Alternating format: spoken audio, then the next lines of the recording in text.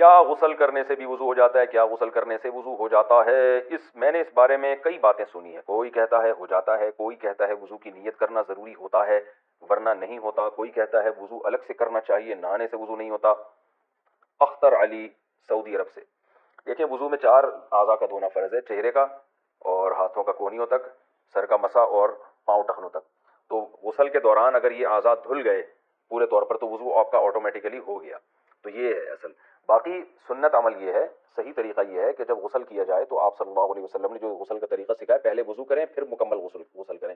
یہ اچھا طریقہ ہے. لیکن اس پر عمل نہیں بھی کیا، ایسے ہی پانی بہا دیا، تو بھی وضو آپ کا آٹومیٹیکلی خود بخود ہو جائے گا، دوبارہ وضو کی ضرورت نہیں ہے.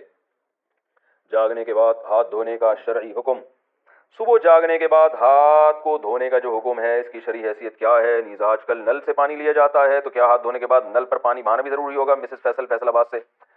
رسول اللہ صلی اللہ علیہ وسلم نے فرمایا: اذا استيقظ احدكم من منامه فلا يغمسن يده في الاناء حتى يغسلها 3 فانه لا يدري اين باتت يده غدا.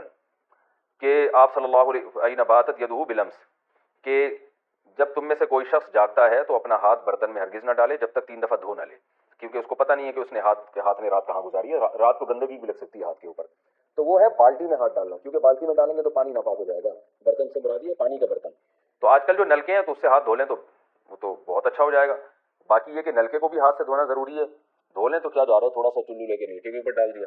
تو اس میں البتہ وہم ہی نہ بنے، کیونکہ پھر وہ جہاں جہاں جیسے کرونا وائرس پھیل رہا ہے نا، تو ایسے لوگ سمجھتے ہیں ناپاکی بھی پھیلتی ہے.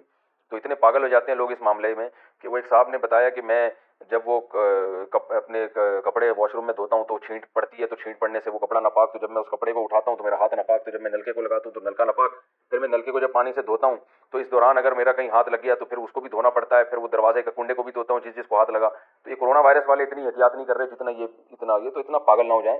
ناپاکی کے مسائل میں بس اعتدال سے چلنا چاہیے، بہت زیادہ غیر محتاط بھی نہ ہو جائیں اور بہت زیادہ احتیاط بھی نہ کریں، درمیان میں چلیں.